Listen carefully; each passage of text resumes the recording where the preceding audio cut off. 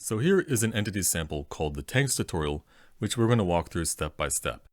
You can see here we have a bunch of tanks that wander around in these curved elliptical patterns. Their turrets spin around and they constantly shoot cannonballs, and the cannonballs will bounce on the ground a few times until they eventually settle and despawn. Looking at the very first step, we have here a subscene in which we have game objects for spawning just a static tank, and that tank has a turret and a cannon. And what happens in the baking process is that for every game object in the subscene, the tank, turret, and cannon, an entity is created and various components are added to that entity. Over here in the inspector, the entity baking preview shows all the component types that are added to this entity. And if I click this circle in the top right and select runtime, it shows me the full view of the baked entity, including all the values of its components. By the way, if you find it a little inconvenient to click the circle to swap back and forth, you can simply leave open a separate inspector tab, and then it's easier to swap back and forth between the two views. I won't go into any more detail here about baking. That's covered in another video and the manual. In the second step, our turret is now rotating around the y-axis. The first change is that we've added this turret authoring model behavior to the turret game object, and it contains two fields, one for a cannonball prefab and one for a transform representing the spawn point of the cannonballs. In this step, we can just leave them blank because we're not spawning cannonballs yet.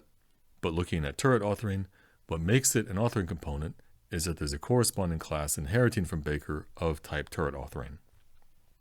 The fact that we called this class Baker and nested it inside the turret authoring, that's incidental. It doesn't really matter what we call this class or where we put it. The first thing we do in the baking of this authoring component is that we get the baked entity representing the turret, and we add to that entity a turret component, which has two entity fields, one to store the entity form of the cannonball prefab, and one to store the entity form of the cannonball spawn point. Here we're passing the game object representation of the prefab to get entity, and that gets us back the baked entity form of the prefab. And likewise, here we pass the game object transform representation of the cannonball spawn, and we get back its baked entity form. Notice in all three getEntity calls, we specify we need a dynamic transform, meaning the entity needs transform components that we can mutate at runtime. At runtime, the turret's going to rotate, the cannonballs are going to move, and so is the spawn point. Lastly, we add a second component called shooting, which is an enableable component, but this won't be relevant until step 8. In the meantime, we can just ignore it. In the on update of our first system, called turret rotation system, we first compute a quaternion representing a spin around the y-axis, and then we're using here a for each query, which is a convenience feature that relies upon source generation to loop over the components of entities matching a query. In the in clause of the for each here, we're calling system API query, specifying that we need read-write access on transforms. We don't need to actually access the turret component values, as we want this loop to only modify the local transforms of the entities which represent turrets. So for every entity having both component types, local transform and turret, we get a ref_rw of the transform, and through this ref, we can read the actual component value through this value RO property, or we can write it through the value RW property. So here through Unity Mathematics, we're multiplying two quaternions and assigning that to be the near rotation of the turret's local transform. One more thing to note here, the system also has an onCreate method, which is invoked when the system is first created before its first update. And in this onCreate, we're saying that the system should not update unless there is at least one entity existing which has this turret rotation component. Back in the scene, this config game object has an execute author component with checkboxes for every step that effectively allow us to control which systems update in which scenes of this project. In step 2, we only want the turret rotation system to update, not the others. So in this execute authoring, we have a component type defined for each step, and in the bake method, we only conditionally add that components for the checkboxes that are checked. And this is what allows us to control on the sample which systems update in which steps. In step 3, the tank now moves following a random curvy path. The first change we've made is we've added this tank authoring script to the tank game object, and in the tank authoring baker, we're simply adding this tank component, which notice has no data. an entity component with no data we call a tag component because its sole purpose is to effectively mark an entity for query purposes. So in the onUpdate of this tank movement system, we have a for each query which accesses the local transform of all entities which have the tank component. For the query, we also call with entity access because in this loop we also want to read the entity IDs. So the value returned here is a tuple which we are destructuring, and the first element of that tuple is the refRW of the local transform, and the last element is the entity ID. In the body, we do some math to compute a random curve path for the tank to follow, ultimately setting the local transform's position and rotation.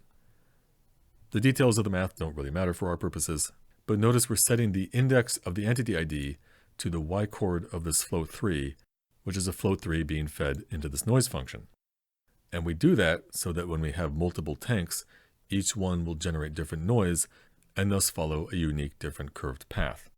Because for every entity in a query, each ID index will be unique. In step 4, our tank now fires a cannonball every frame.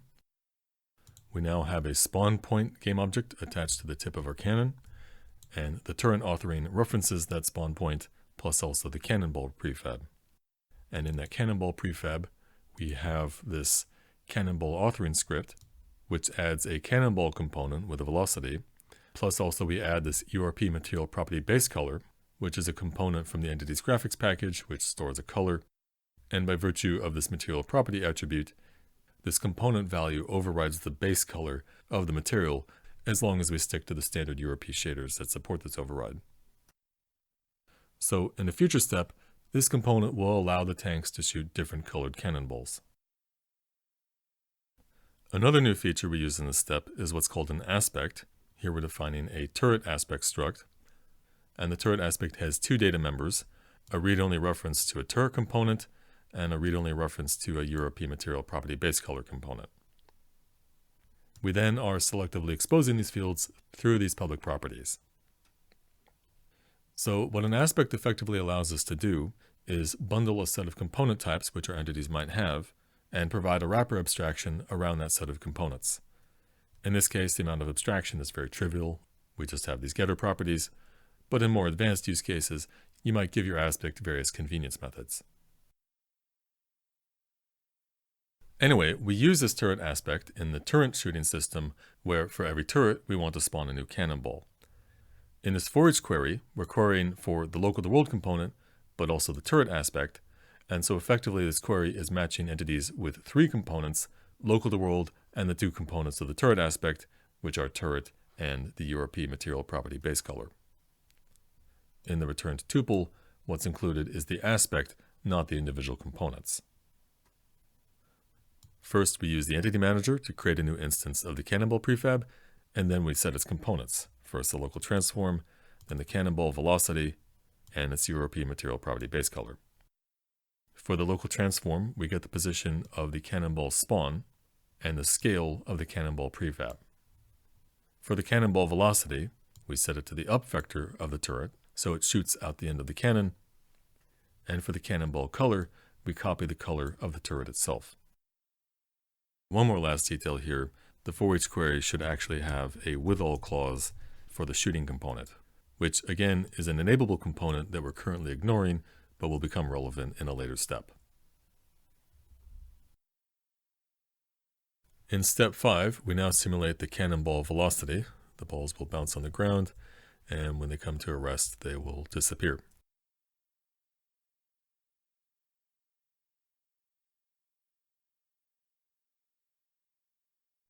We do this logic in the cannonball system, but rather than do the work directly on the main thread, we're scheduling the work in a job.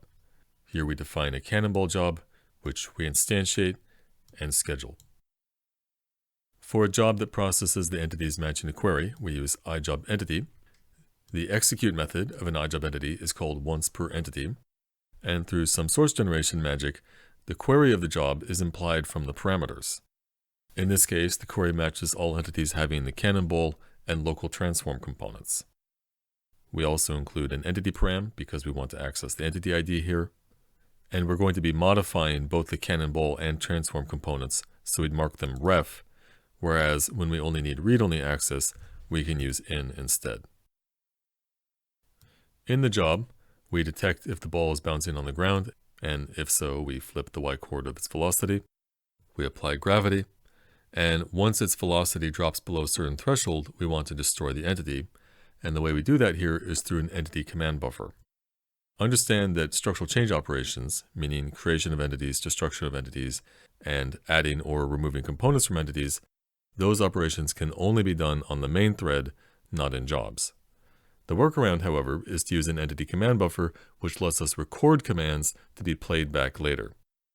So here on the ECB, when we call the destroy entity method, the method itself does not actually destroy the entity, rather it records a command to destroy the entity later when the entity command buffer is played back.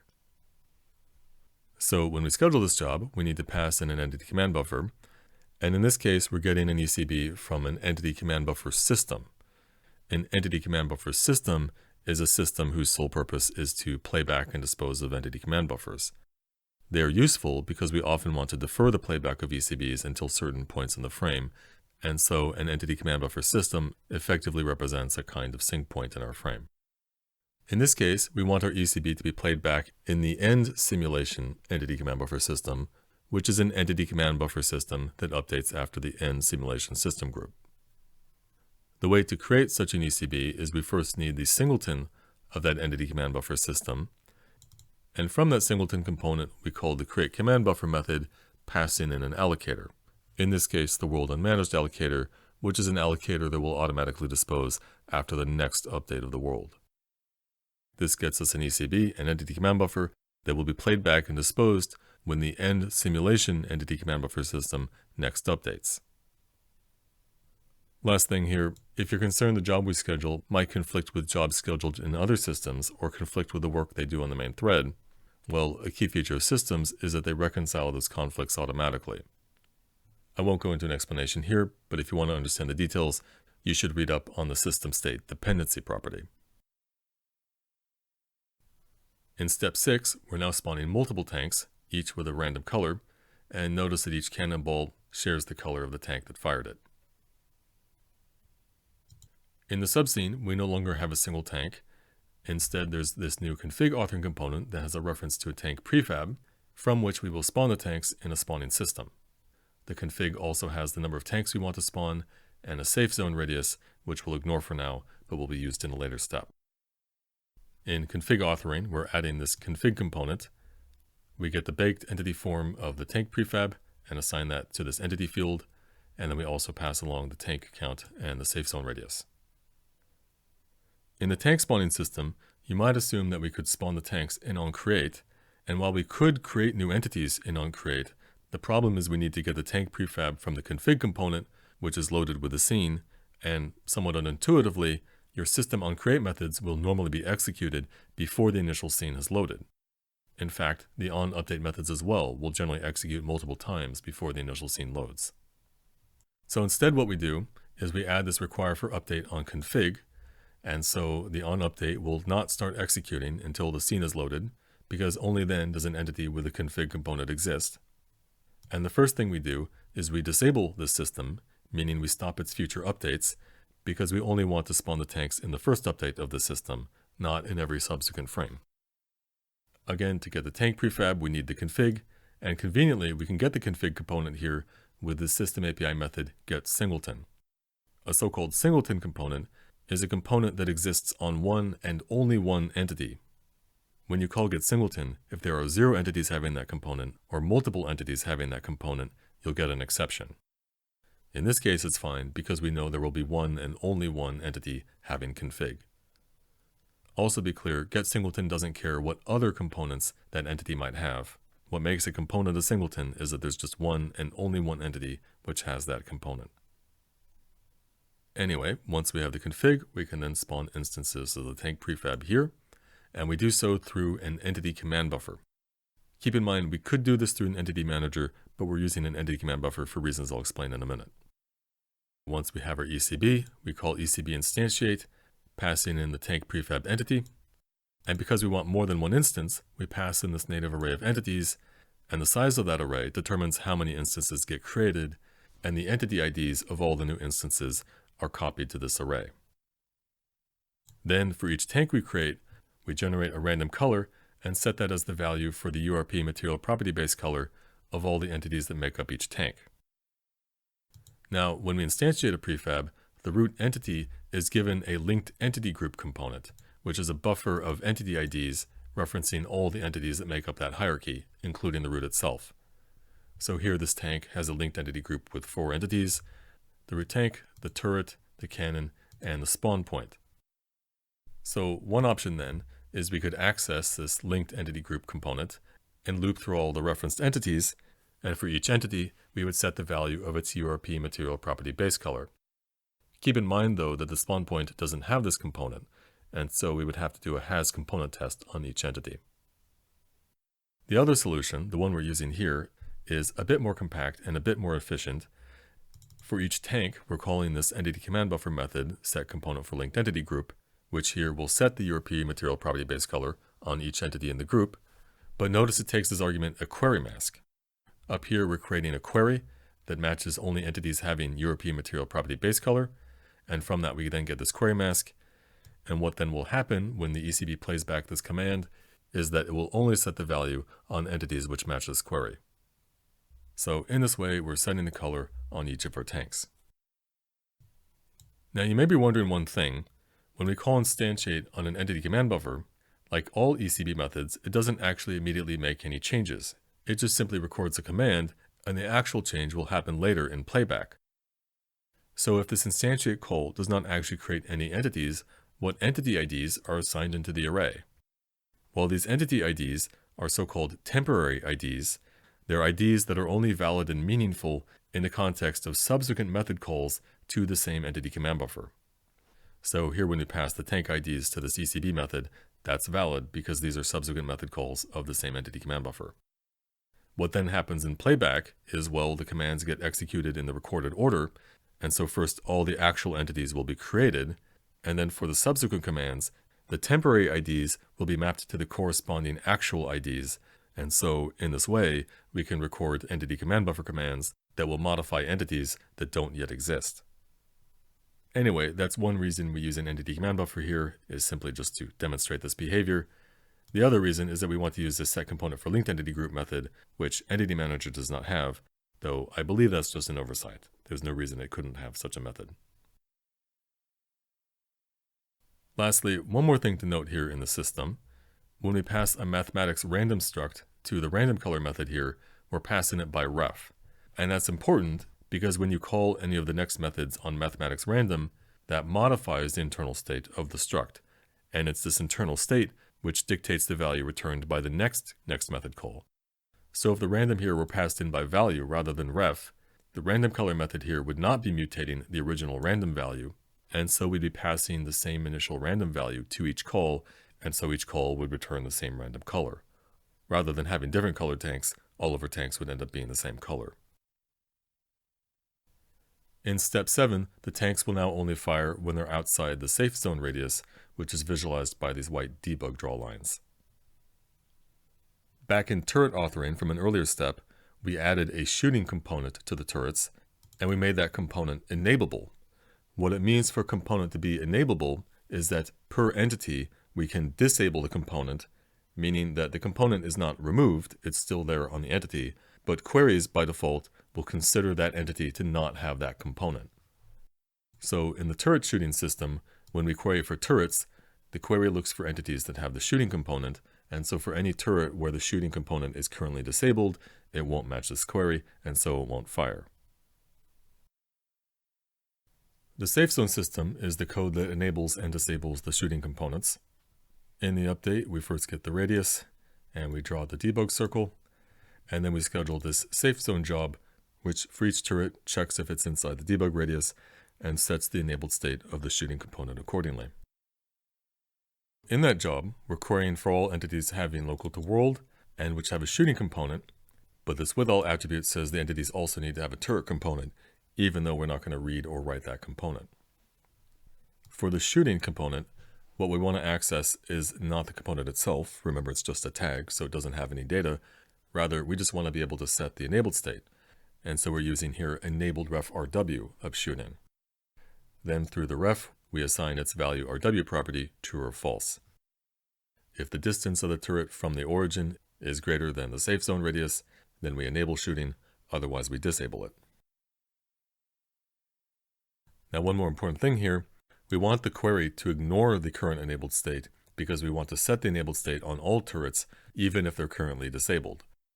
Without this attribute, the query wouldn't match the turret entities whose shooting component is currently disabled, and so this code would never turn the shooting back on. That's why we need this attribute. Last thing here, the reason we're using local to world rather than local transform is because the query is matching the turret entities, but the turret entities are children of their tank entities. So to get the turret's position in world space, we use its local to world matrix. In the final step, step 8, the camera now follows one of the tanks picked at random, and I can hit spacebar to randomly pick another tank to follow. On the main camera, we've added this camera singleton model behavior, and in that script, we're simply assigning the camera component to a static field to make it easier to access. We could, of course, instead use the camera main property, but this is slightly more efficient and demonstrates a pattern you might want to use with other objects.